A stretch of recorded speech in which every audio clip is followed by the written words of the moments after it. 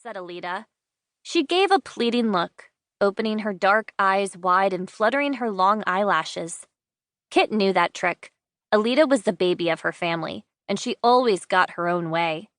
Yes, we promise. I swear on my signed copy of Danny Fandango and the Cauldron of Poison, said Josh.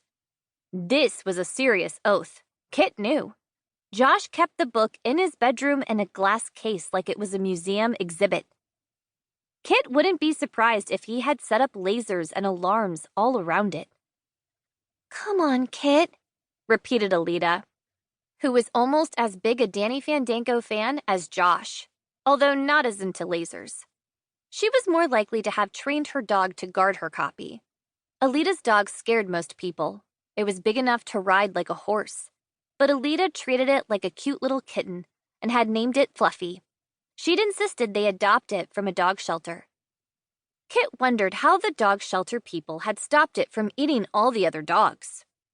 I suppose we could go to the library first, said Kit, thinking longingly about the overgrown cemetery with its spooky stone angels and matted undergrowth full of cool insects, and, one blissful day, a rat. But just quickly, all right?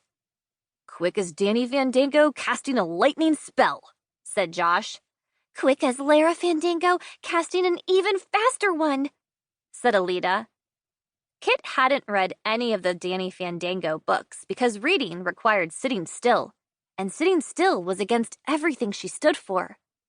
But from what Kit had picked up from her friends, Lara was Danny's sister, and she was better at magic, but he was the chosen one, so he got to do all the fun stuff.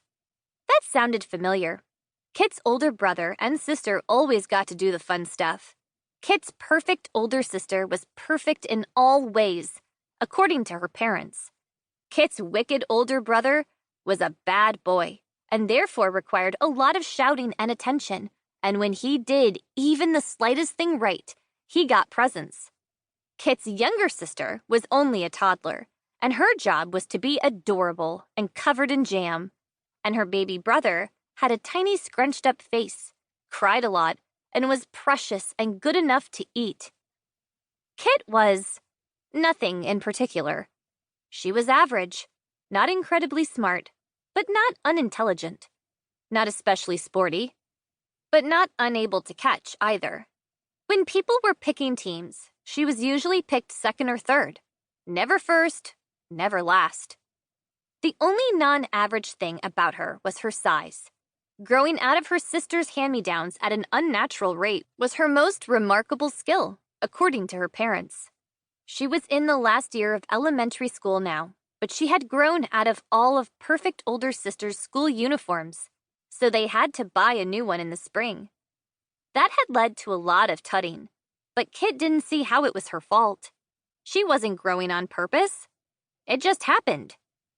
Let's get this over with then, said Kit.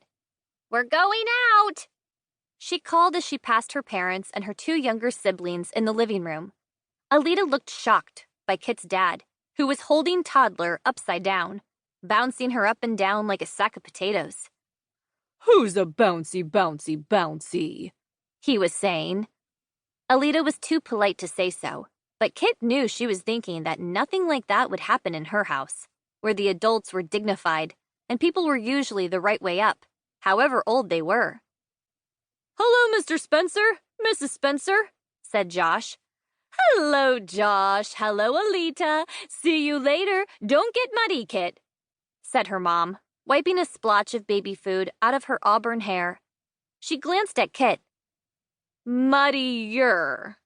Then to Kit's dad. The baby spit up again. Can you pass me a wet wipe? Kit sometimes wondered if her parents might pay more attention to her if she had vomit and snot streaming out of her all the time. The Chatsworth Library was a boring-looking concrete building with automatic doors that didn't work right, so you had to approach them and then retreat a couple of times before you could get through. They'd never been to this library before, but the one that Josh and Alita usually went to had closed down a few months before. This one looked like any other library, though. Inside, the walls were covered in posters about getting flu vaccinations.